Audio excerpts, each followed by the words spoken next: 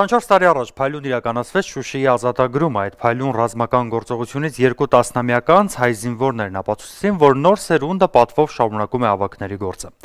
Բարև ձեզ, հեռուստաընկերության եթերում ճանապարհ հաղորդաշարն է, ես Ալիկ Հակոբյանն եմ եւ Շուշիի ազատագրումից մինչեւ ապրիլյան քառօրյա պատերազմ։ Այդ մասին ենք խոսելու այսօրվա մեր հյուրերի հետ։ Ճանապարհ հաղորդաշարի հյուրերն են Կոտայքի փոխմարզպետ, Երկրապահ կամավորականների միության վարչության անդամ, Երկրապահ կամավորականների միության զորամիավորման ռեզերվային եւ մոբիլիզացիայի ուժերի հրամանատար Համլետ Հայրապետյան,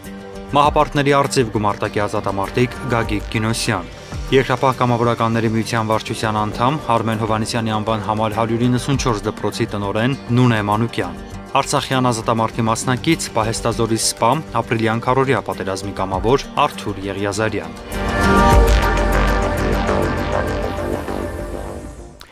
Եվ այսպես դուք դիտում եք ճանապարհ հաղորդաշարը, Շուշիի պատերազմից մինչև ապրիլյան քառօրյա պատերազմ, դա է այսօրվա մեր զրույցի թեման։ Բարի երեկո, շնորհակալություն հրավերը ընդունելու համար եւ պարոն Հայրապետյան, ասացեք խնդրեմ ոգու մասին, Շուշիի ազատագրումից 24 տարի անց այնինչ որ տեղի ունեցավ ապրիլի սկզբին։ Սա կանխատեսելի էր իհարկե, որովհետեւ մենք Շուշի ազատագրած ազգ ենք։ Այնինչ ապրիլյան դեպքերը չեմ կարծում որ կանխատեսելի էր, բայց այդ օրերին կոնկրետ, բայց իհարկե պետք է լիներ նման բան։ Շուշիի ազատագրումից հետո ոգին չի մեռել մեր ժողովրդի մեջ, չի մեռել նաեւ մեր մեջ, ավելին այդ տարիների սերունդը կարողացավ բոլոր տարիներին եւ առավել եւս ապրիլյան դեպքերի ժամանակ ապացուցել, որ նրանք անկեղծ եմ ասում, ավելին են, քան մենք ենթադրում ենք, ավելին են, քան մենք այսօր կանք, ավելին են, քան որևիցե մեկը կարող է պատկերացնել, նրանք արյուստներ են, արծիվներ, այն տղաները, որ մենք արդեն ապրիլյան դեպքերի առաջին իսկ օրվանից նրանց հետ էինք դիրքերում, Երկրապահը թող ներեն ինձ բոլորը առաջիններից մեկն էր, որ հասավ ու ողջ ջոկատներով ամբողջ շփման գծով արդեն դիրքերում էր մեր զինվորների հետ։ Այսօր էլ կարծեմ երկրապահները զինվորների կողքին են։ Դեռ շարունակվում է, ես 3 օր առաջ եմ վերադարձել, եկել եմ իհարկե հետվիրատական բուժման խնդիրներ ունեմ, նորից վիրատության խնդիր, հրամանով եմ վերադարձել եւ ապակինվելուց հետո կարծում եմ կարճ կտևի իմ ապակինում անպայմանորեն վերադառնալու եմ, որտեվ ես գտնում եմ, որ ես, ինչպես նաեւ մնացած բոլորս առաքելություն ունենք այնտեղ։ Առաքելություն ունենք, որովհետեւ որքանով էլ որ կար նախկին խոսակցություններ, որ հեսա պատերազմ կլինի, որովհետեւ մեկը չի գնա եւ այլն, դրանք հոդս ցնդեցին։ Մենք ազգովի ոտքի կանգնեցինք։ Ես մի առիթով վերջերս ասել եմ, սա զարթոնք էր։ Մեր ժողովրդի զարթոնքն է, դուք պատկերացնում եք փոքրից մինչև մեծ, դպրոցականից մինչև բարձր տարիքի մարդիկ, ընդհանուր մինչև մեր հետ կային առաջի կարգի հաշվանդամներ, դուք պատկերացնում եք, գնացինք ռազմաճակատ, գնացինք կանգնելու մեր զինվորի կողքին, քանզի միշտ ասվել է, իր ժամանակին սպառապետն է ասել, չլինեին այս ֆիդայի կռվող տղաները, չէր լինի ոչ մի հաղթանակ, եւ այդ կռվող ֆիդայի տղաների երկրապահի հենքի վրա ստեղծվեց հայոց բանակը, եւ հայոց բանակը որպես այդպեսին այսօր ամենակայացած կառույցն է եւ իրոք ամենամարտունակը տարածաշրջանում։ Վերջին ժամանակները ապացուցեցին դրանք։ Եվ ավարտեմ եւ այդ զինվորը, հայ զինվորը, մենք եթե իրեն կողքին ենք ավելի ուժեղ է։ Ավելի ուժեղ է եւ ինքնավստահ։ Այսա է կարևորը, մենք պետք է միշտ ժողովրդով լինենք բանակի կողքին, լինենք զինվորի կողքին, որպեսզի մենք հաղթանակներ արձանագրենք։ Սա միասնականության այս ճիչ էր, ժողովուրդը միասնական էր, իսկ երբ որ ժողովուրդը միասնական է, ուրեմն հաղթանակներ։ Սպասելի էր միասնականությունը, թե ամեն դեպքում մենք անակնկալի եկանք այդ միասնականությունից ինչ որ իմաստով, նաև հաշվի առնելով ձեր մատնանշած այն խոսակցությունները, որ եթե Աստված մի արս է դարձյալ պատերազմական գործողություններ լինեն, ոչ մեկ հիմա չի գնա, որովհետև երկրում են բարոյահոգեբանական մթնոլորտը չկա, որ համախմբվեն մարդիկ։ Ինձ համար որպես երկրապահի անկեղծ ասած սպասելի էր, որովհետև ամբողջ այս տարիների ընթացքում Զորավար Մանվել Գլիքոյանի գլխավորությամբ, Արցախի հերոսի գլխավորությամբ մենք համախմբված ենք եղել երկրապահներով։ Մենք մեծ առաքելություն ենք իրականացնել մեր իրականության մեջ։ Այսօր երկրապահը արդեն դուք պատկերացնում եք երրասերունդ երկրապահ է, պատանի երիտասարդ եւ ավագ երկրապահների։ Եթե կուզեք իմանալ, ինչպես ասում է հաճախակի մեր զորավարը, 40-րդ երկրապահ է։ Երկրապահը Ժողովուրդն ինքը երկրապահ է, այսօր Շինարյուն ծնված, Սամանամերձ ցանկացած գյուղում ծնված, ցանկացած երեխա հենց այս պահին ծնված ինքը երկրապահ է։ Երկրապահը երկիր պահողն է, ով երկիր է պահում, ինքը երկրապահ է։ Չենք նայում հասարակական կազմակերպությանը։ Այս է խնդիրը, որ ես ասում եմ, որ ես հավատում եմ այս հավաքական ուժին, հավատում եմ այս միասնականությանը, որտեղ են մնացած բոլոր կառույցներն են, որ բարձրացան դիրքեր գնացին պայքարելու, ազատագրելու, պաշտպանելու, ոնց ուզում եք գնահատեք, բոլորն էլ միասնական են եղել իրենց աշխատանքներում։ Ես խոսում եմ երկրապահի մասին։ Մեզ համար սա սպասելի էր եւ մենք միշտ մտածել ենք, որ պատրաստ ենք եղել ու կլինենք միշտ մենք մեր համագումարներում հայտարարել ենք, որ երկրապահը երկրի նախագահի գերագույն գլխավոր հրամանատարի ցանկացած նախաձեռնության կողքին կանգնած է, քանզի ինքը նաև մեր մարտական ընկերն է։ Մենք որդեգրել ենք այդ քաղաքը։ Շատ բարի, պարոն Եղիազարյան, միացեք մեր քննարկմանը, դուք եւս եղել եք առաջին գծում ապրիլի այդ, ապրիլի սկզբին այդ ռազմական գործողությունների օրերին, ինչի վրա են հույսները դրել ադրբեջանցիները ի վերջո։ Իրենք էլ չէին հաշվարկել, որ հանդիպելու են նման դիմակայության, որ այսօրվա սերունդը 24 տարի առաջ Շուշին ազատագրած հայ ազատամարտիկների սերունդն է ի վերջո եւ շարունակելու են նրանց գործը, ինչ չէին հաշվարկել։ Ուրեմն ասեմ, ես նաեւ նախորդ շրջանում եղել եմ սպա բանակում կանավոր եւ գիտեմ շատ լավ մեր բանակի եւ ադրբեջանական բանակի պատրաստվածությունը,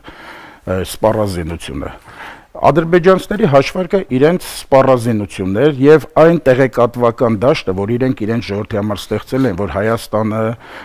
անարդարությունների երկիր է, սոցիալապես խնդիրների երկիր է, արտագաղթողներ են, այսինքն իրենք սնել էին իրենց ժողովրդին այս հոգեբանությամբ եւ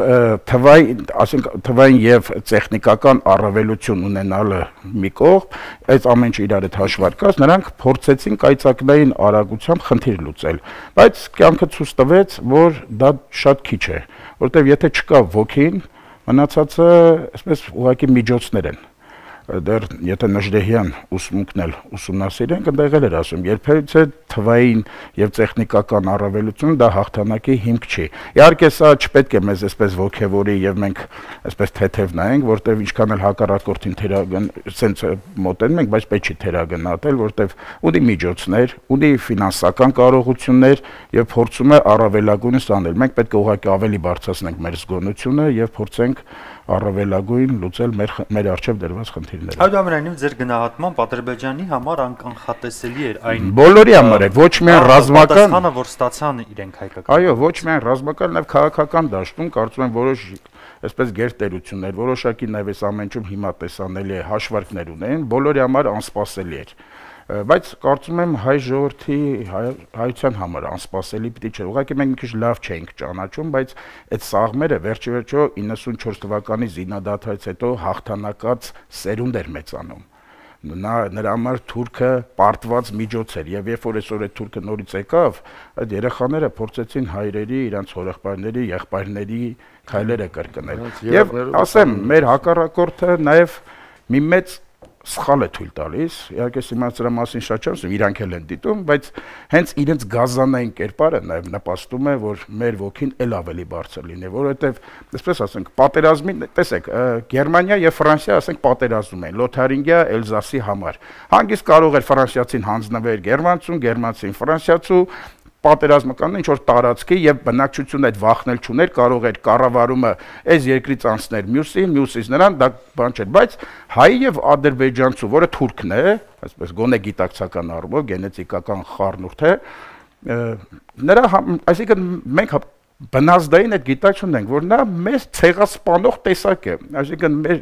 նա քաղաքակիրթ հակառակորդ չի, որ այդ որպես պետություններ տարաձայնություններն են եւ այսօր ռազմական ճանապարհով հակամարտում, այսինքն այդ դեպքում ինչպես կարող ես դու նման հակառակորդի դեմ ընկրկել, այսինքն դու միջևաշ պետք է պայքարես եւ այդպես էլ արվում է։ Շատ բարի, Տիկին Մանուկյան, միացեք մեր քննարկմանը, խնդրում եմ, դուք ոչ միայն 90-ականների սկզբին մասնակցել եք Արցախյան ազատամարտին, այլ հիանալի է, որ այսօր ղեկավարում եք դպրոց, դպրոցի տնօրեն եք, եւ մենք մինչեւ ապրիլի սկիզբը շատ էինք լսում, որ վատ սերունդ է մեծանում, երիտասարդները այդքան էլ լավը չեն, առաջվա երիտասարդությունն ավելի լավն էր, քան այսօրվա երիտասարդությունը, բայց կարծեք այդ ապրիլի սկզբին տեղի ունեցածից հետո գնահատականները փոխվեցին։ Հիմա ես ուզում եմ, որ դուք երկու կողմից ձեր նայելով ասեք, թե իսկապես ինչ սերունդ ունենք այսօր եւ որքանով ենք մենք վստահ մեր հայրենիքի վաղվա օրվա նկատմամբ։ Այնպես չէ, որ մենք վստահ չէինք, որովհետեւ դպրոցը իր արժեվ դրված պարտականությունները կատարում է եւ ոչինչ որ է սերունդը մի փոքր աշխուժ է, մի փոքր ակտիվ է, մի փոքր երբեմն չենթարկվող է, բայց ինքը ցույց տվեց, որ ինքը արժանի իր նախնիների կրողն է, ոգու կրողն է, որովհետև առաջի գծից եկած տեղեկությունները, երբ այսպես մեզ էլ է ոգևորում, տեսեք ինչ է կատարվում, առաջի գծում են կանգնած մեր տղաների այդ ոգին այնպես է խոսում հայրենասիրությունից, դա հենց այնպես չի եղել, դա ոչ միայն այրա մեջ է գալիս, դա դաստիարակության, դա դպրոցի ուժն է նաև։ Մեզ թվացյալ կարծեցյալ էր, որ այդ տղաները այդպես իսկապես նրանք ապացուցեցին, որ նրանք մեր գեների կրողն են, մեր ազգի գեների կրողն են, այրունը երբեք հենց այնպես չի լինում, ջուր չի դառնում։ Ես հպարտանում եմ այսօր մեր այրուց տղաներով, այնտեղ առաջի գծում կանգնած, բոլորին իմ ողջույններն ուղարկել եմ, որովհետև ինքս միաժամանակ հանդիսանում եմ Էրեբունի երկրապահի նախագահան, երբ մեկտեղելով այդ երկու աշխատանքները կարծես թե իմ սաների համար համենայն դեպս վստահ եմ եղել։ Հաճախ դպրոցը ասում են երկրապահական դպրոց,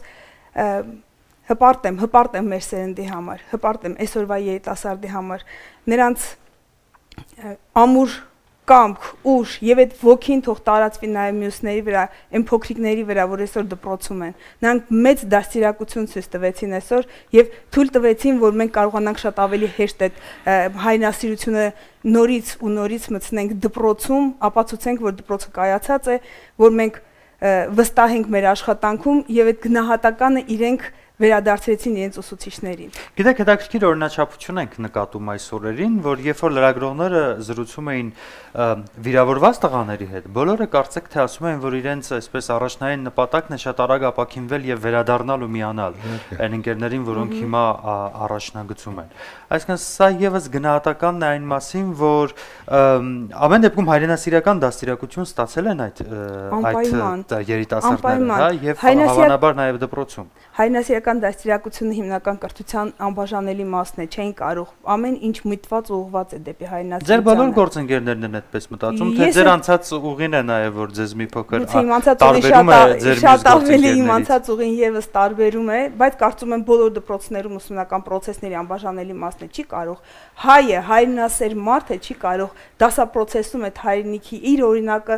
օրինակի ուժը ուրիշ է, բայց իր օրինակով կամ այնուամենայնիվ իր արժև դրված եւ պետության արժև դրված հիմնական խնդիրը ծառայում է, հա, դրան։ Դպրոցը այսօր նաեւ անվտանգության երաշխիքն է բարձվում է։ Այո։ Ես ներողություն եմ խնդրում, ինչի մասին որ դուք ասեց կամ ձեր հարցադրմանը, մենք այսօր չէ որ համոզված ենք, որ մեր երիտասարդությունը այսքան առնական է եւ իրեն ինչպես է դրսեւորում ծառայության ժամանակ։ Օրինակ երկրապահ կառույցները տարեկան 10 անգամ ամեն բաժանում դիրքեր է բարձրանում իր հետ ունենալով պատանի երկրապահ, երիտասարդ երկրապահ, գնում ենք, այցելում ենք նույն դիրքերը, նույն մեր զինվորներին քաջալերում ենք նրանց։ Մենք այդ ժամանակ ենք տեսել, մենք համոզված ենք եղել միշտ տարիներ շարունակ համոզված ենք եղել նույնիսկ մեր երիտասարդության ակտիվությունը, նրանց տոկունությանը, նրանց խիզախությանը, նրանց հզորությանը, այնպես որ նորույթ չէր մեզ համար։ Մենք համոզված էինք, որ իրոք հենց այնպես չենք ասում, որ մենք ունենք հզոր բանակ, ունենք արտակարգ հրաշալի տղաներ, զինվորներ, երիտասարդություն, որը հակված է պաշտպանելու իր երկիրը։ Անկամ մի բան ասեմ, հաճախակի շատ դեպքերում, երբ որ այդ դեպքերը տեղի ունենում եւ մենք զոհեր էինք տալիս, այն մնացյալը ուզում էր, որ ինցիդենտ տեղի ունենա, նրանց ողը հանելու համար վնասան թուրքերին։ Այսպիսին են մեր երիտասարդները։ Ցանկանում են անգամ հաճախակի։ Ոգևորող է, պարոն Գինոսյան, միացեք մեր քննարկմանը, խնդրում եմ եւ ասեք ձեր դիտարկումները, այնինչ որ տեղի ունեցավ ապրիլի սկզբին։ Սա որքանով էր կանխատեսելի երկու իմաստով։ որ կլիներ այդպես, հա, որովհետև տարբեր փորձագետների գնահատականով նույնիսկ 90-ականներին մինչև հրադադարի համաձայնագրի ստորագրումը մեծամասշտաբության իմաստով գուցե սպառազինությունների առումով նման գործողություններ տեղի չեր ունեցել այն ինչ որ եղավ ապրիլին։ Այս իմաստով կանխատեսելի էր եւ մեր համարժեք պատասխանի իմաստով կանխատեսելի։ Դե արդեն իսկ այն ընթացքը, որ Ադրբեջանի կողմից մեծ հրազեններ էր, այսինքն զին տեխնիկա էր ձեռք բերվում, դա արդեն իսկ ցուցադրում էր, որ պետք էր կանխատեսել նման իրադարձությունների զարգացում եւ կարծում եմ, որ ավելի պատրաստ պետք է լիներ։ Եվ այն, որ տղաները չերկնչեցին, իհարկե տղաների մանավանդ այն տղերքը, որոնք արդեն չկան, այն 100 եւ ավել տղաները, որոնք զոհվեցին, խնկարկում իրենց հիշատակին, եւ նրանք, ովքեր կան, ով վիրավոր է, հաշմված է կամ այսօր էլ դիրքերում է խոնարհումս, բայց միայն տղեկի մակարդակով չպետք է լինի այդ պատրաստվածությունը, ոգեղենությունը, կարծում եմ, որ նաեւ բացթողումների մասին այսօր խոսելու առիթն է եւ ստաֆելու խնդիր կա, որտեվ ասենք 2 ժամ հրետան կոծումից հետո թուրքը մտնում է դիրք, այնտեղ մի զինվոր է, կամ ինչ որ 1-2 ժամ դիրքային կռիվներից հետո փամփուշտա վերջանում է,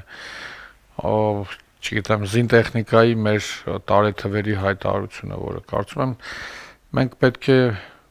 մեծ ժամանակ է տրված ստաֆելու եւ մտածելու։ Այսինքն սա այս քարորիա պատերազմ չասենք, այլ սրացումը, որտեղ պատերազմը երբեք էլ չի դադարել։ Իրականում, եթե 1 տարվա մեջ 100-ից ավել տղա է զոհվում, պատերազմը էլ ոնց է լինում։ Այսինքն պատերազմը բոլոր տարիներին եղել է։ Եվ հիմա պետք է ավելի լուրջ մտածել եւ լրջորեն հիմքը դնել նոր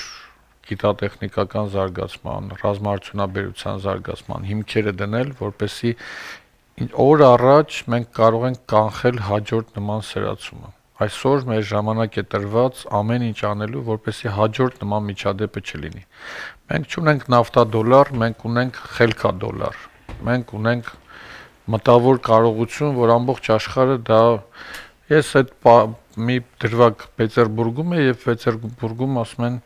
ով չգիտի որ հայը ով է եղել եւ հայ միակ ժողովուրդն է եղել, որը Պետերբուրգի սրտում իրավունք ուներ իր կառույցները ունենալու Ռուսաստանի, ցարական Ռուսաստանի մայրաքաղաքում։ Անգամ հրեան այդ սահմանից դուրս էր քաղաքի կենտրոնից, ով չգիտեր հայ ով էր, իր մտավոր, իր բարոյական հոգևոր նկարագրով, բայց ցավոք սրտի այսօր մենք այդ պոտենցիալը թողել ենք յետին դաշտ, մեր խաղաթուղթը, հաղթաթուղթը կարծես թե այլ տեղում է։ Պետք է այս ամենը կարծում եմ վերարժևորվի, նորից փառք ու խնկարկում բոլոր այն տղեկին, ովքեր դաս տվեցին նաև մեզ, նախորդ պատերազմի մասնակիցներին, ավելի քան դաս տվեցին, Նժդե ասում էր, որ յուրաքանչյուր սերունդ պիտի գերազանցի իր նախորդներին, դա ոգու հրամայականն է։ Տղերքը դաս տվեցին, որ իրոք նրանք գերազանցում են, իրոք իրենք անկախության սերունդ են,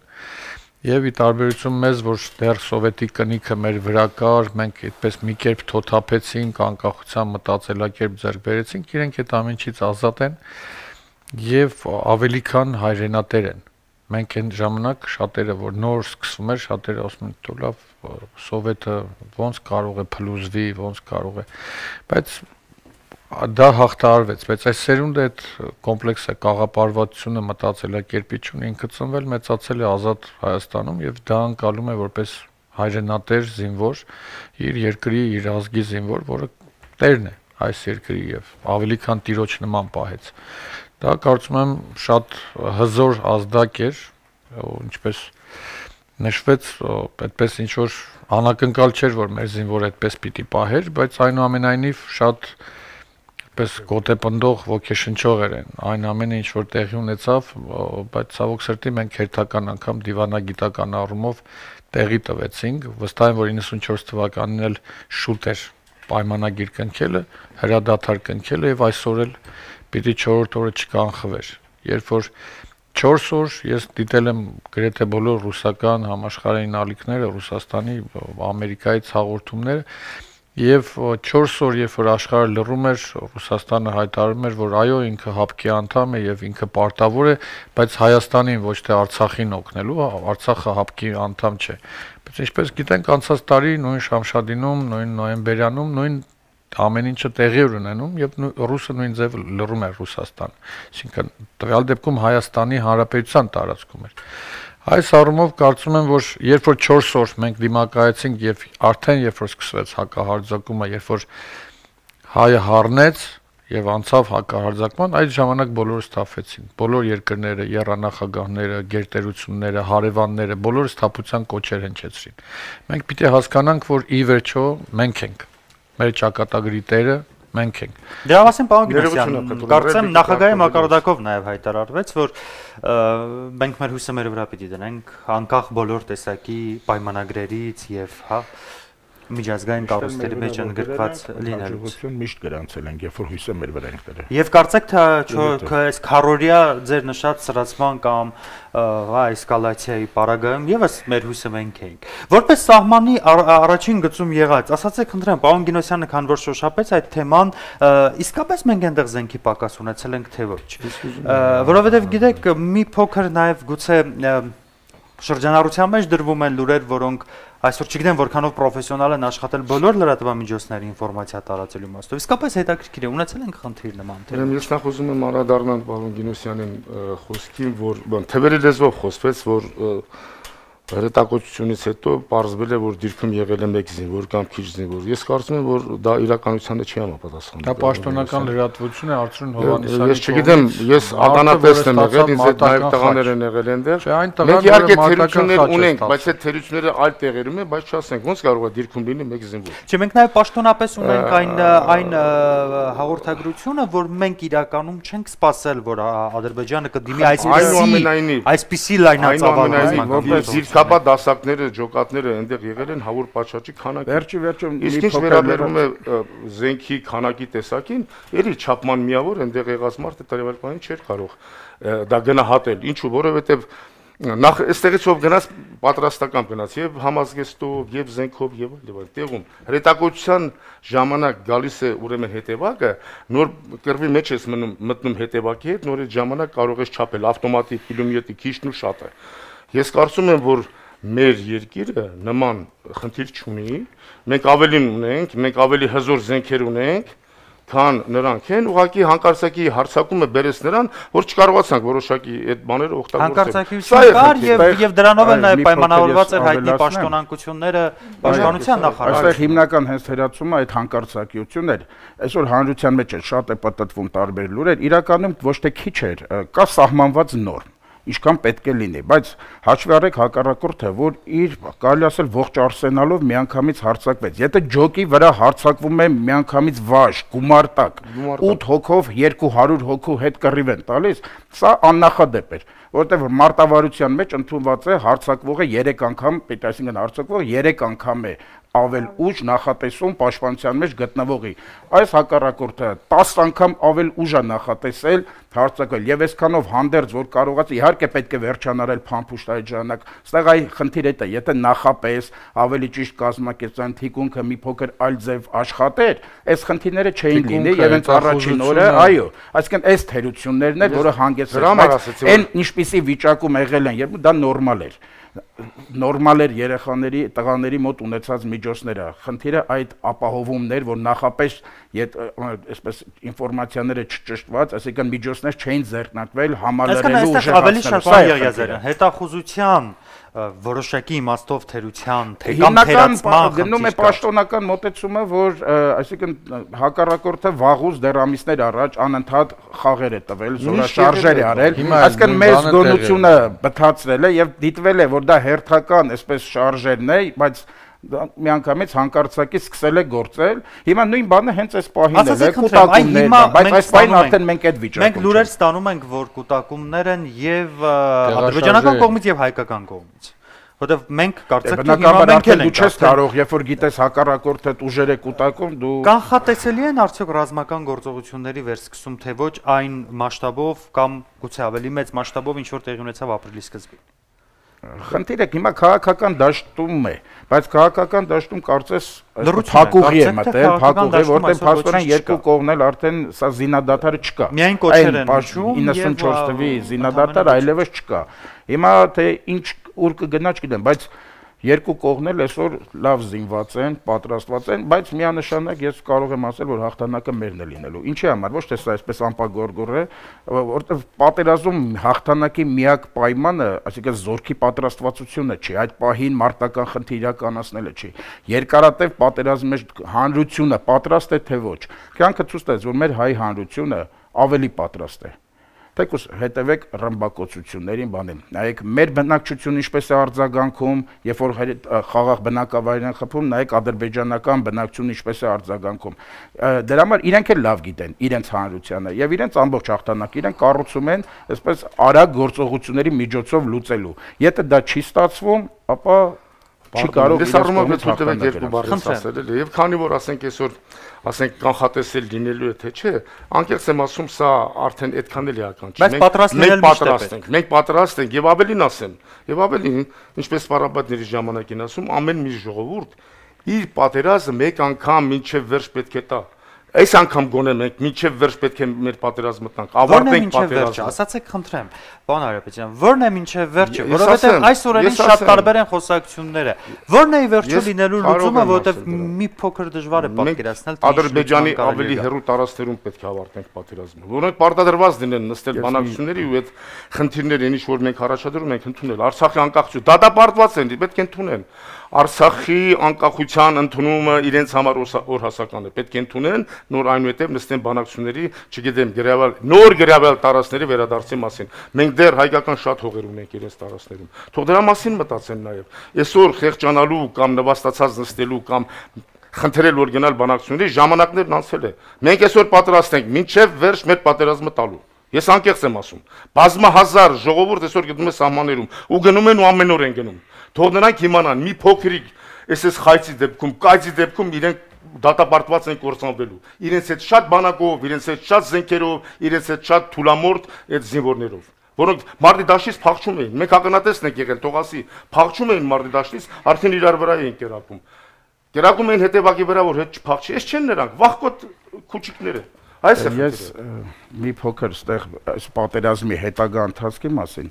իմ անձնական տեսակետն է, ես չգիտեմ պաշտոնապես մոտեցումներ ինչպես կլինի միջազգային այս ամբողջ բանի մեջ, բայց ես կարծում եմ մենք պետք է մեր ընդհանրապես դոկտրինը փոխենք։ Մենք էլ արցախյան ազատամարտ, հայ-ադրբեջանական հակամարտություն հասկացությունից պիտի դուրս գանք։ Սա պիտի կոչվի պատերազմ հանուն խաղաղության, որովհետև մենք ունենք ոչ ադեկվատ հակառակորդ։ Ինչ պայմանավորվածություն ուզում է ձեռք բերենք, դա որոշ ժամանակ նորից խախտվելու է։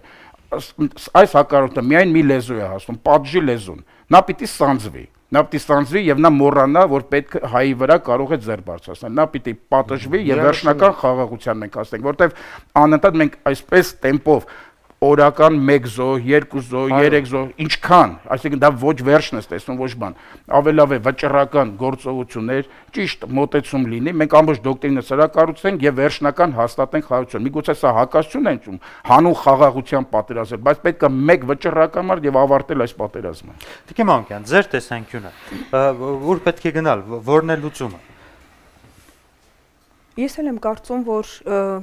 չի կարելի նորից հաջորդ սերնդին թողնել այս պատերազմի հետևանքները, նորից վերսկսելու վտանգով ու վախով պիտի սերունդը ապրի, մեծանա կամ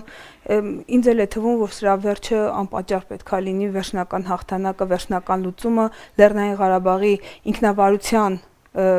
միջազգային ճանաչումը, որը կբերի երևի թե այս փակուղուց միակ ճանապարհն է լուծման մեզ դուրս կբերի փակուղուց։ Ճանաչումը ինչպես ենք պատկերացնում, որովհետև տեսեք, շրջանառության մեջ դրվեց ընդդիմադիր падգամավորների կողմից, հա, հեղինակած օրինագիծը կառավարությունը դրական եզրակացություն տվեց արտաքին գործերի նախարարության եզրակացությանը եւ դրան անմիջապես հաջորդեցին միջազգային հանրության արձագանքները եւ Միացյալ Նահանգների պետդեպարտամենտը եւ ռուսական կողմը, որ Լեռնային Ղարաբաղի անկախության ճանաչման հարց իրենց օրակարգում լինել չի կարող։ Պարոն Գինոսյան, ինչ պետք է անել այստեղ։ Դուք եք կողմնակից, որ ամեն դեպքում ռազմական ճանապարհով, որտեղ դիվանագիտական ճանապարհը փակվում է։ Կարծում եմ, որ յուրաքանչյուր լուծում չի կարող մեկ բաղադրիչ ունենալ, եւ մենք պիտի աշխատենք եւ դիվանագիտական ճանապարհով այդ ամեն ինչը ամրագրել եւ ռազմական ճանապարհով լուծման պատրաստ լինել։ Ինչ է նշանակում ռազմական ճանապարհով լուծման պատրաստ լինել, ավելի քան վստահ եմ, որ շատ դեպքերում անգամ Ալիևը ինքը չի կարող որոշել պատերազմ սկսի թե ոչ։ ինքը ունի դրթիչներ, ինքը ունի Թուրքիայի նման պետություն, գերտերություն, որը երբեմն իր քաղաքական խաղերի համար կարող է ուղղակի պարտադրել այն ինչ որ տեղի ունեցավ ապրիլին։ Կարող է եւ Թուրքիայի կողմից չէր, բայց այնուամենայնիվ մենք գիտենք, որ կան նման ազդակներ, որ իրենք էլ կարող է չուզենալով մտնեն նման խաղի մեջ։ Եվ դրա համար պետք է պատրաստ լինել, եթե մենք գիտենք, որ նրանք ձեռք են բերել նման սպառազինություն, հակակշիռ ունենալ, որպեսզի կանխել նման միջոցառումներ։ Իսկ ինչ վերաբերում է Արցախի անկախության ճանաչմանը, ապա վստահ եմ, որ այսօր ամենալավագույն ժամն է, որպեսզի հայտարարվի, որ եթե մարդիկ արդեն դիակի գլուխ են կտրում, զոհված մարդու գլուխն են կտրում, մի որոշ ժամանակ առաջ քնած մարդու գլուխ են կտրում, հիմա դիակի ականջ են կտրում, դիակի գլուխ են, գլխատում են դիակը։ Սա տկար դեռևս մարդ չդարձած վայրենու վարմունք է։ Եվ որևէ կերպ Արցախը 15 թվականի ձեռագիրը ըստեյության չի փոխվել եւ որևէ կերպ հակած է Թուրքիան նա նույնն է։ կապ չունի, դա մարդ չէ։ Դա դեռ մարդ չի դառել։ Այսինքն սա համաշխարհային հանրությանը եւ նախագահան անձամբ պարգևատրում է այդ մարդուն։ Այսել որ երրորդ անգամ Սաֆարովից անցանք այս մեկին։ Հիմա սա համաշխարհային հանրությանը ներկայացնելու, որ նման վարվելակերպով եւ նման նախագահով պետության մեջ չի կարող որևէ կերպ քննարկվել Արցախի լինելիությունը եւ հաշվի առնել 88 թվականի Արցախի որոշումը վերամիավորվել Հայաստանին եւ ասել, որ մենք մեր եղբայրներին տեր ենք կանում, սա պատմականորեն 21 թվականին Ստալինի որոշումը, խեղված որոշումը Արցախը հանձնել Ադրբեջանին, այսինքն պատմականորեն հենքերը բերել, այսօրվա շեշտադրումները անել, թե ինչպիսի վարմունք ունի այդ պետություն կոչվելու հավակնություն ունեցող ինչ-որ խմբավորումը եւ աշխարհի առջեւ դնել մեր որոշման հենքը, պատճառաբանություն ինչ ենք որոշում վերամիավորվել։ Դա շատ ավելի ճիշտ լուծում է, այն որ Արցախի անկախություն, անկախ ինքնահռչակումը, հանրահռչակումը մտել է փակուղի, արդեն ապացույցն է, որ 25-րդ տարին է մենք խոսում ենք դրա մասին, դա ոչ քաղաքական, դիվանագիտական, ոչ ռազմական լուծում չստացավ։ Նշանակում է դա իր թերացումներ ունի եւ պետք է խոսել վերամիավորման մասին, ունենալով այս բոլոր պատճառաբանությունները։ Այդ երկրի կազմում որևէ կերպ, որևէ հայ քաղաքացի, չեմ ասում միավորում, ինչ որ կազմավորում, չի կարող գոյություն ունենալ։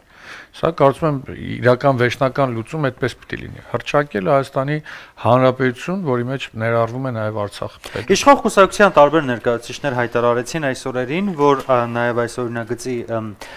օրինագծին դրական եզրակացություն տալուց հետո, որ եթե Ադրբեջանը գնաց լայնածավալ ռազմական գործողությունների, ապա Հայաստանի Հանրապետությունը միանշանակ կճանաչի Արցախի Հանրապետության անկախությունը։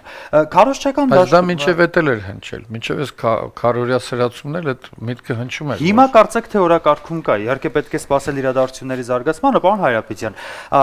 Հասկանալի է, որ երբ որ մարտի դաշտում գործողություններ են տեղի ունենում, նաև տեղեկատվական տեխնոլոգիաների դարաշրջանում պատերազմը նաև ակամա այսպես տեղափոխվում է ինֆորմացիոն դաշտ, եւ այդ օրերին բնականաբար կար նաև տեղեկատվական պատերազմ, սկսած ադրբեջանցիների ֆոտոշոպային լուսանկարների տարածումը, որ իրենք Ֆիզուլին արդեն գրավել են, եւ վերջացրած այն ռեպորտաժներով, որ ադրբեջանական հեռուստաընկերությունները տարածում ու ներկայացնում են այն այսպես կոչված դիրքերի վերաբերյալ, որոնք իրենք գրավել են։ Մենք գիտենք պաշտոնապես, որ մենք մի քանի դիրք ամեն դեպքում զիջել ենք։ Ուզում եմ ձեր գնահատականը, դրանք որքանով են ռազմավարական եւ որքանով կարող են վնասել հետագա ռազմական գործողությունների պարագայում։ Դիրքերից 2-3-ը իրոք ռազմավարական են, անուններով չկոչենք, երևի ով եղել է պատերազմի դաշտում, նա գիտի ինչի մասին եմ ասում։ Բայց դժբախտաբար այդ լրատվական այդ պատերազմի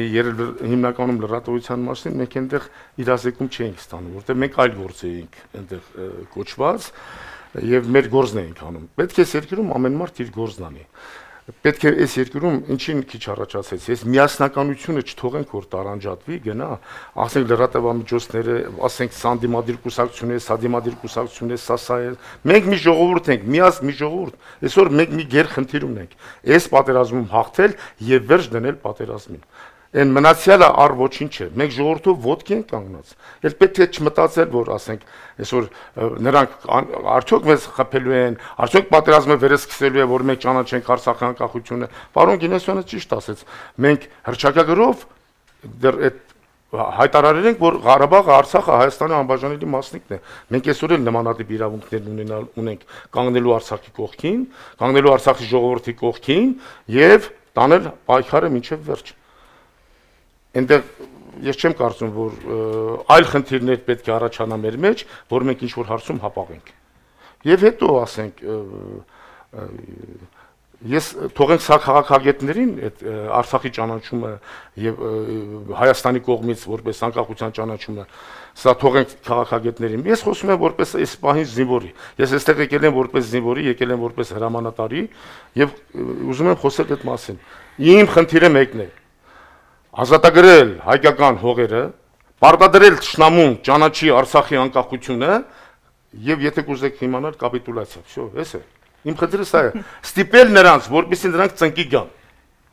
Վերջը բավ է օրական 1, 2, 3 զոհերով, դեռ նստենք հենց մտածենք, կարող եմ ես խփեն, թե չխփեն, խփելու են թե չեն խփելու։ Ես օրինակ չգիտեմ, եթե իմ խնդիրը լիներ կամ մեր խնդիրը լիներ, մենք հիմա առաջ գնացել էինք։ Բայց ես ասեմ, որ մենք խելացիորեն եւ հնազանդորեն դիրքերում ենթարկում ենք բանակի սպային եւ կատարում ենք նրա ասածները։ Պարոն Եղիազարյան, ասացեք, խնդրեմ, ադրբեջանցիները հիմա շռնդալից հաղթանակ են տորում, գոնե քարոզչական դաշտում, ինչ պետք է անեին։ Հիմա տեսեք, ես որ նոր վերադարձել ենք, թե չունեն, դա եմ ուզում հասկանալ։ Ոչ, չունեն, որովհետեւ սա ընդհանրապես մարտավարական մի քանի դիրքի կորուստ էր։ Այսինքն պատերազմը չի ավարտվել եւ ես վստահեցնում եմ ձեզ, եթե լայնամասշտաբ կրկին նորից սկսվի, ուղղակի ժամեր անց դուք կտեսնեք պատկերի փոփոխություն։ Ուղղակի կանգնած են, ոչինչ չի տեղաշարժում այս պահին։ Սա է, բայց բնականաբար այն ինքը որ տասնամյակներով սնել էր։ Վերջերս մի մոռացեք, որ թերարժեքության բարդույթ ունեցող հանրությունը ադրբեջանական հանրությունը, այս 20 տարին թունավորված սերունդ են մեծացրել հակահայ եւ այս ամեն ինչի մեջ ինքը պետք է այս ամեն ինչը նշեր։ Բա այդ աղմուկին չի անում, որովհետեւ մեծականակ զոհեր է ունեցել։ Այդ ամեն ինչը պիտի ինչ-որ ստար, որ սա հաղթանակ է, բայց դա, ասես ասած, Պյուրոսյան հաղթանակ է։ Եթե ինքը այդ ձևով հաղթանակ է համարում, մի քանի կիլոմետր էլ առաջ գար, իր բանակից կարող բան չմնար։ Ինչ հաղթանակ է դա։ Այսինքն Վաշտի խնդիր լուծելու համար ամբողջ բանակը օգտագործել եւ համարել դա հաղթանակ, դա ուղղակի աբսուրդ է։ Եթե վարձկանների մասին ինֆորմացիան, իսկապես ադրբեջանցիների ադրբեջանական բանակի շարքերում շատ են վարձկանները։ Ես չեմ կարող ասել, ասենք ինչ կա, բայց ամեն դեպքում ձեռագրային որոշակի փոփոխություն կար հենց այդ վայրագության ձևերը, որը շատ բնորոշ էր Սիրիայի տարածքում, ասենք եզդիների, մյուսների դեմ իրականացվող այդ իսլամիստների բանին։ Չմոռանանք, որ նույն ադրբեջանական այդ իսլամիստներ կային հենց Սիրիայում կան, երբ որ այնտեղ նրանց գումարտակը ջախջախվեց, կարծում եմ, որ նրանցից որոշ մասը որ փախել վերադարձել է Ադրբեջան, դա Ադրբեջանի համար էլ է բեր դարձել։ Հիմա իրանք օգտագործում են կամ պիտի դատեն կամ ասենք վերել օգտագործել են, կզոհվեն այդ պետության համար, կզոհվեին, խնդիր կլուծեն այդ պետության համար կծեն։ Այսինքն այդ բանը հնարավոր է, դրան ենթադրելի է, որ կար, որովհետև կանոնավոր այսպես զինվորականի ձեռագիր չէր, այդ ինչը որ արել էր, չնայած էլ եմ ասում, սա թուրք է, որտեղ կարող է տեսքնել, հագու կապնել, լրիվ խապկանք լինի, էլի, այսպես դիակի գլուխ կտրելու, անդամատելու մարդուն։ Ես մի բան ասեմ, որքանով էլի, որ ես այսպես մի քիչ ջղայնացած եմ խոսում, բայց այդ իրավունքը ունեմ։ Այսպեսին են մեր բոլոր տղաները, երբ որ հիմա նրանք դիրքում են։ Բայց նաև պետք է հաշվի առնել, որ այն զինվորը, ադրբեջանական զինվորը նույնպես մոր զավակ է։ Ես հիմա կոչ եմ անում ադրբեջանական ժողովրդին, որ իր համ այս փոքրիկ Ալիևին հասկացնեն, սա պատերազմ չտեսած հորթուկ է։ Իր հերը պատերազմ է տեսել, ինքը արտասահմաններում սովորում էր, վայելում էր, չգիտեմ, հաճույքներից էր օգտվում, այսօր եկել է պատերազմ է հրահարում եւ մեր ժողովրդի դեմ եւ իր երիտասարդությանն է կոտորում։ Պետք է ադրբեջանական ժողովուրդը դուրս գան նրա դեմ ու հասկանան, որ սա, չգիտեմ, աշխարհիկ կյանքով եւ այս կյանքով չապրած մարդ է։ Պետք է նաև նրանք իմանան։ Ալիևը այսօր ավելի խնդիր ունի իր սեփական, ֆինանսական միջոցները։ Ադրբեջանցի ազգ որպես այդպեսին բոլորս գիտեն գոյություն չունեցել։ 36 թվականին արհեստական ստեղծված անունով ազգություն է։ Եվ այսօր այդ պետության մեջ ապրում են նաև բնիկ ազգային փոքրամասնություններ, որոնց նույնպես բերում կոտորում է, որոնք չեն ուզում, դա իրենց կռիվը չէ։ Այսօր արդեն շատ ժողովրդի ներկայացուցիչներ Ադրբեջանում ապրող իրանք են ասում, սա մեր կռիվը չի, արցախցիներ, հայերն էլ մեզ պես ժողովուրդ են, որոնք ազատագրվել են։ Հիմա ոնց որ վաղը մեկը մեր դեմ գա, մենք ինչ, այսինքն իրենք էլ են սկսում ամբողջ ստանալ եւ այս պատերազմը, որ ասում են պետք է կոչել պատերազմ հանուն խաղաղության ու հանգստացնել հանգուցալուծման, հենց նաեւ Ադրբեջանում ապրող բոլոր ժողովուրդների համար, որտեղ Ադրբեջանը ինքը պետություն չի, ինքը արհեստական ստեղծված չարիք է, սա ուռուցք է։ Ուղղակի սա պետք է վերանա։ Այո, վիրահատել Որպես այնպեսին, ինչպեսին կա, այսինքն այդ նույն տարածքում պետք է առաջանան կուրիցային կող ազգային այլ պետություններ, թաթերի, թալիշների, ավարների, լեզգիների։ Այո, այն ազգային այդ թեզը կա շրջանառության մեջ, որ պետք է ապահովել նաև Ադրբեջանում ապրող ազգային փոքրամասնությունների զարգացումը։ Ինչպես կարող ենք պարոն Գինոսյան, ձեր պատկերացմամբ մենք որոշակի ազդեցություն ունենալ Ադրբեջանում ապրող փոքրամասնությունների զարգացումի իմաստով։ Դիվանագիտությունը ինչի համար է եւ ի վերջո մարդասիրական մոտեցում է, որպեսզի այն ինչ որ վերապրեց Արցախի հայ ազգաբնակությունը նույնը վերապրի Ադրբեջանի մնացած այն Ադրբեջանի կազմում խորհրդային միության ժամանակ եղած մնացած ազգային փոքրամասնությունները, որոնք ունեն իրենց, չգիտեմ, ազգային պատկանելությունը եւ ուղղակի այդ մարդկանց էլ մյուս տեսանկյունից կարելի է հասկանալ, որ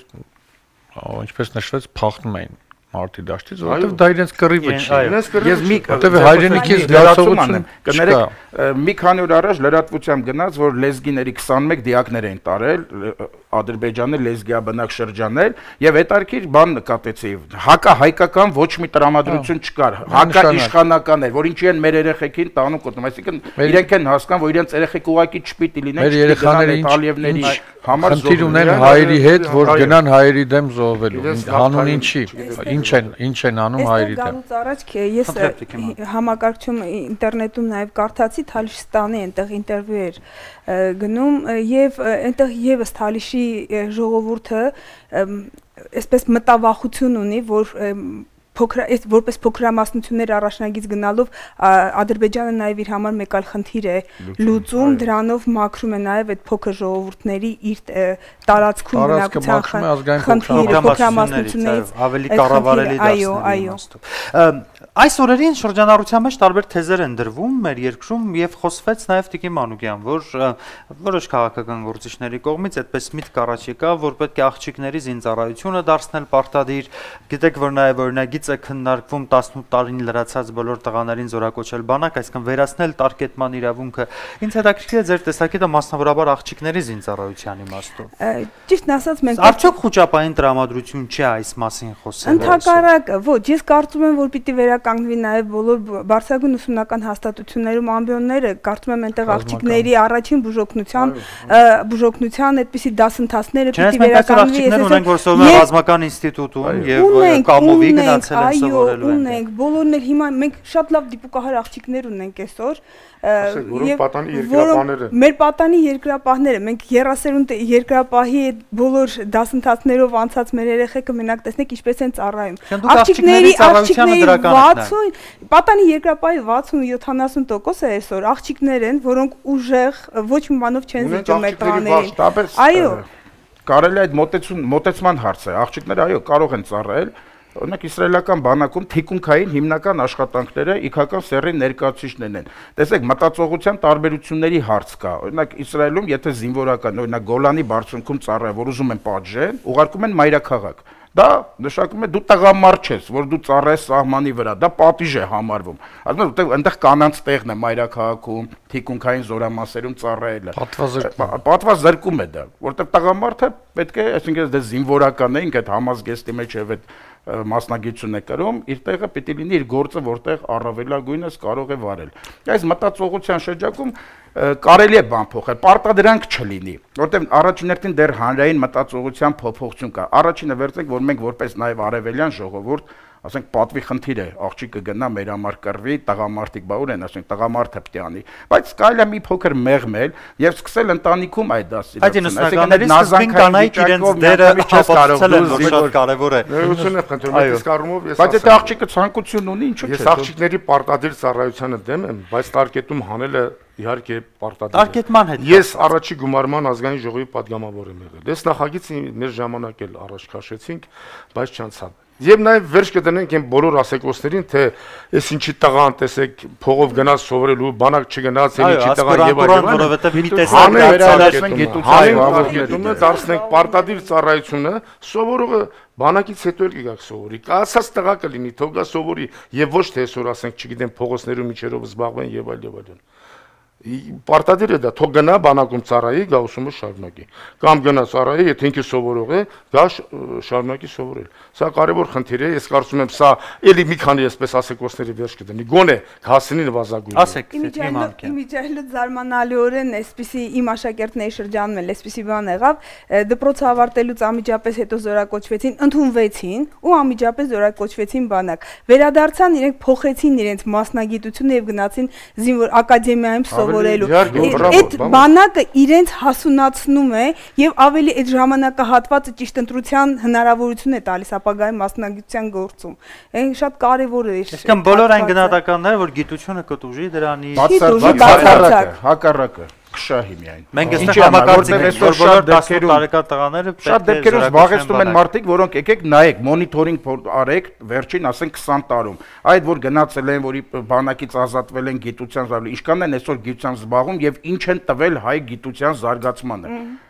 Այսինքն այդ տեղերը զբաղած են, բայց շատ լավ երեխեք հնարավոր էր ընդունվեն եւ դառնային լուրջ գիտնականներ։ Տեղը բան։ Հիմա դաշտը, երբ որ հավասարություն բերես այդ առումով, արդեն բանակից հետո կգնան զբաղվեն գիտությամբ նրանք, ովքեր իսկապես ուզում են գիտությամբ զբաղվել։ Ասեք, պարոն Գինեսյան։ Բոհի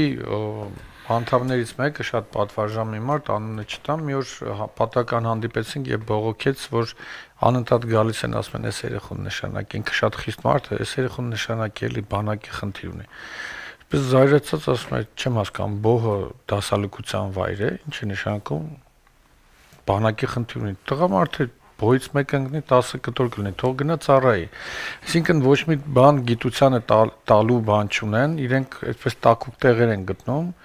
Իրականում, եթե մենք իրոք ռազմարդյունաբերությունը զարգացնենք, հիմքը դնենք եւ ռազմական գիտության հիմքը դնենք, այդ գիտնական տղան բանակ զորակոչվելով կնպաստի բանակի ռազմարդյունաբերության զարգացմանը։ Ամեն ինչին լուծում կա, բայց որ տղան պիտի ծառայի բանակում, դա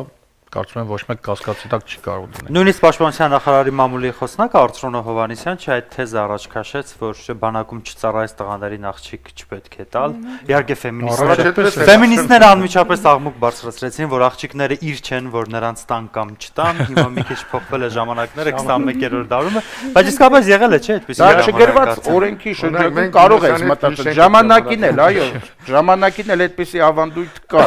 հանրության մեջ։ Եվ նայեք, այսօր աշխարհի շատ երկրներում էլ մարդիկ իրենց կենսագրության մեջ անպայման ուզում են նշել իրենց ծառայության փաստը, որտեղ դա տղամարդկության նշան է։ Ծառայած լինելը, ամերիկյան նախագահ կլինի, եվրոպական բաներ, Բրիտանիայի, նայեք, արքայազնը գնաց ծառայության բաներ, եթե մարդը ասում է լավ տղա է, ինքը լավ տղան պիտի լինի բանակի ծառայող չտարածենք, որովհետև դե գիտենք, մեկ շրջապատում ունենք նաև վատառոշ տղաներ։ Դա ուրիշ խնդիր է։ Իհարկե,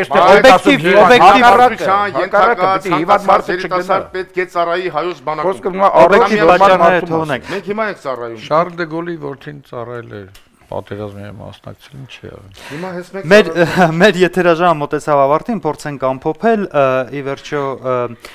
2 օրից Շուշիի ազատագրման տոնն է, որը շատ հետաքրքիր համընկել է հայրենական մեծ պատերազմի հաղթանակի տոնի հետ։ Կարող ենք այսօր արձանագրել հաշվի առնելով եւ խոցված ուղաթիռները թշնամական, որի մեջ կային որոշակի տեղեկություններ մեզ համար, թե նրանք ինչ են պլանավորել։ Այսօր արդեն վերլուծելով Ադրբեջանի ռազմական գործողությունները հասկանալի էր, որ եթե Ալիևը հնարավորություն ունենար գուցեև մինչև Ստեփանակերտ փորձեր հասնել եւ տապալվեց այդ ամեն ինչը, այսինքն կարող ենք մենք այսօր փաստացի արձանագրել, որ Շուշիի ազատագրումից 24 տարի անց մենք եւս մեկ անգամ փոքրիկ գուցե կարճատև ժամպիտում, բայց միևնույն է հաղթանակ նշեցինք, որովհետեւ կարողացանք կասեցնել թշնամու առաջխաղացումը կամ ցանկալի իր համար առաջխաղացումը եւ որն է ճանապարհը, ուր պետք է գնանք այսօր, խնդրեմ պարոն Գինեսյան։ Կարծում եմ հազարամյակների իր մարտահրավերներն են նետել եւ առաջ գնալու մեկ ճանապարհ կա։ Այսօր Սարդարապատ է ինձ համար եւ ոգու եւ գաղափարի Սարդարապատ, այսինքն այսօր վճռական բեկում մտցնելու մեր երկրի կառուցվածքի մեջ, մեր երկրի մոտեցման առաջնահերթությունների մեջ գաղափարի, այսինքն գիտության եւ ոգու ճիշտ դաստիարակության ժամն է։ Եվ եթե մենք այս փոփոխությունը մտցնենք եւ կարողանանք հիմքը դնել մի նոր հասարակարգի, որտեղ երիտասարդը կդաստիարակվի գիտության նկատմամբ արժե համակարգ կրող որպես երիտասարդ եւ ոգեղենության գաղափարախոսության նկատմամբ դաստիարակությունը կդրվի պատշաճ մակարդակի վրա, ապա մենք կարծում եմ հանգիստ եւ խաղաղ պիտի ապրենք, որովհետեւ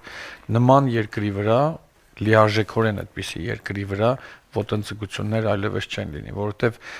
Նժդե ասում էր հարձակվում են, որտեղ թուլություն են տեսնում։ Նրանք համոզվեցին, որ թուլությունը ինչ որտեղ պատրանք էր, բայց այնուամենայնիվ առաջի պահը թուլության ակնհայտ էր։ Այսինքն մենք պիտի կերտենք մի պետականություն, մի անվտանգ երկիր, որը պիտի ապացուցի, որ ինքը ռազմավարորեն անխոցելի է, ինքը ռազմարտունաբերությամբ պատրաստ է սեփական զենքը արտադրելու եւ սեփական սպառազինությամբ կանելու եւ կարող է երկարատև լինել այս պատերազմը։ Եթե երկարատև լինի, Իսրայելը քանի տարի է կռվում արաբների դեմ, Կիպրոսը քանի տարի է իր հարցերն է լուծում, մենք պիտի պատրաստ լինենք, որ սա կարող է տասնամյակներ տևել եւ մենք պիտի պատրաստ լինենք մեր սպառազինությամբ դեմ կանելու։ Վաղը կարող է ոչ մեկ մեզ սպառազինություն չտա։ Այսօր դեռ ռուսական զենքը չի հասել, այն ինչ որ մենք անցած տարի ձեռք ենք բերել, դեռևս տեղ չի հասել։ Իսկ եթե դա երկար տեղ չհասնի, միթե մենք այդքան խելք չունենք, միթե մենք Ալիխանյան չենք ծնել, Վիկտոր Համբարձումյան չենք ծնել եւ այսօր էլ ծնում ենք։ Այսինքն պատրաստ լինել գաղափարի, գիտության եւ ոգու դաստիարակության գերակայություն ունենալ պետության մեջ եւ կարծում եմ Շուշին կմնա որպես պատմական, բայց ոչ հերթական հաղթանակ։ Պարոն Եղիազարյան, մի բարձ ճշմարտություն կա, ուզում ես խաղաղություն, պատրաստվիր պատերազմի։ Ցավոք սրտի մենք վերջին 20 տարում իհարկե շատ գործ արվել է, բայց այս զինադադարը շատ դեպքերում ասոցացվել է այսպես խաղաղության հետ։ Մարդիկ թմբիրի մեջ են նաև։ Սա վերջին դեպքերը ցավոք իր նաև կորուստներով նաև պետք է դաս լինի։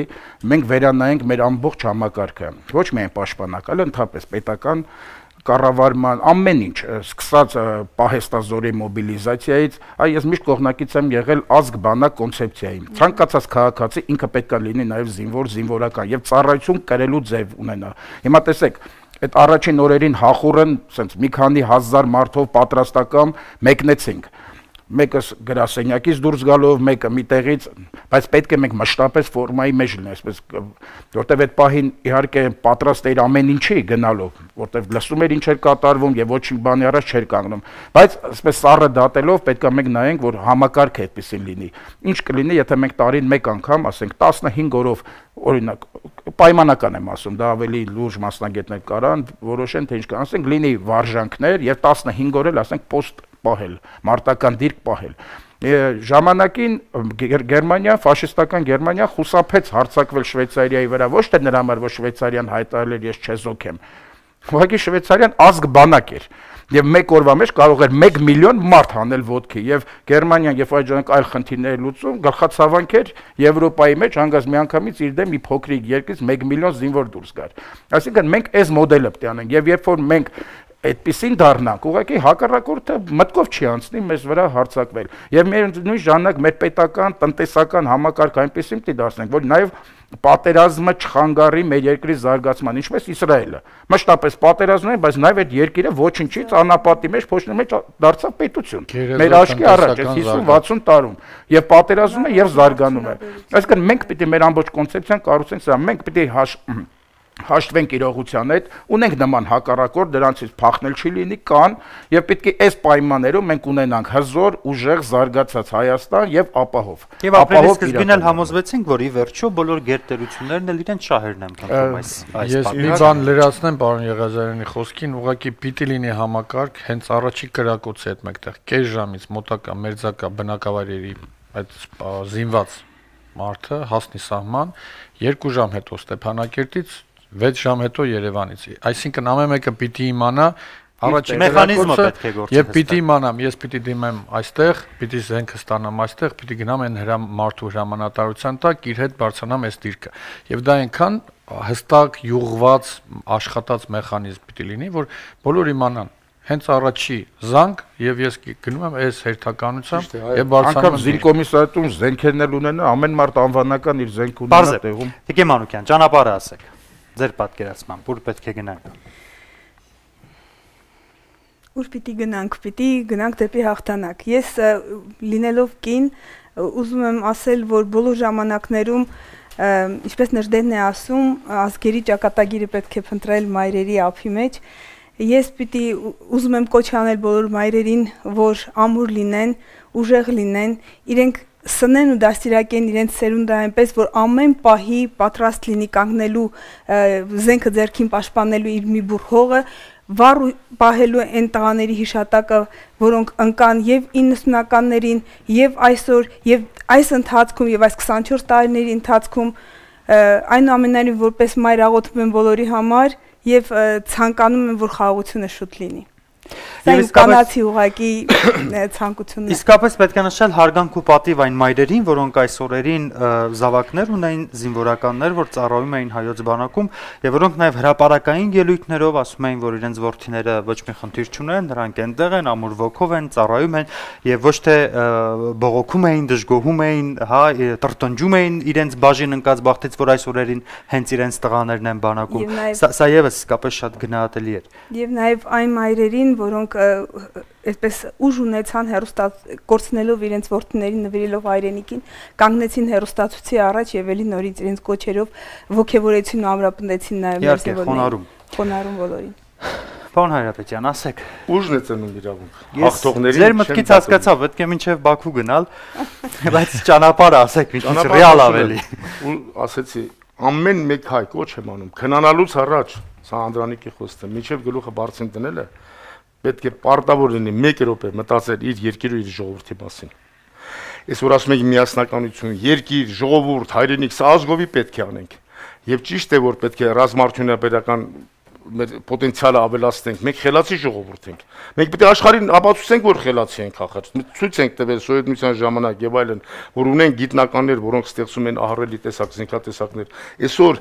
եթե անգամ մեր բյուջեն չբավարարի դրան, ապա ներդրումային քաղաքականության արդյունքում մենք պետք է հասնենք նրան, որ մենք ինքներս ունենանք, ճիշտ է, բավոր ուշացավ։ Բավոր ուշացավ են ինչ որ պետք է գա։ Ինչու մենք մերը չունենանք։ Մենք պետք է աշխարհին ապացուցենք, որ խելացի ենք, ունենք հզոր ռազմաարդյունաբերություն,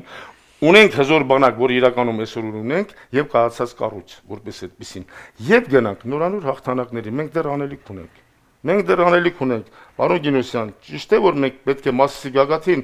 այն քոչարին ապարենք, այս Սասնո գյովընտին ապարենք եւ այլն։ Մենք անելիք ունենք մինչև անցած ամռանը ապարենք վերջնական մինչև Արևմտյան Հայաստան։ Շնորհակալ, խնդրեմ, պարոն Գինոսյան, կարճ ուղղակի պարոն Հայրապետյանի խոսքին շատ շքեղ միտք է եւ պիտի ուղերձը սղեմ Սփյուռքին, երբ որ երկրորդ համաշխարհային պատերազմի ժամանակ տանկային շարասյուն նվիրեց Սփյուռքը Հայաստանի համար Սովետ Միությանը նվիրեց Սասունցի Դավիթ տանկային շարասյունը։ Այսօր Սփյուռքին պետք է կոչ անել ամեն ներդրում, սկսած մտավոր կարողությունից, մտավոր պոտենցիալից մինչև տնտեսական ներդրում, որպեսզի Հայաստանի ռազմաարդյունաբերությունը օր առաջ կանգնի ոտքի եւ Հայաստանում երկրի ապագան դա է։ Ասեք բան ուրեմն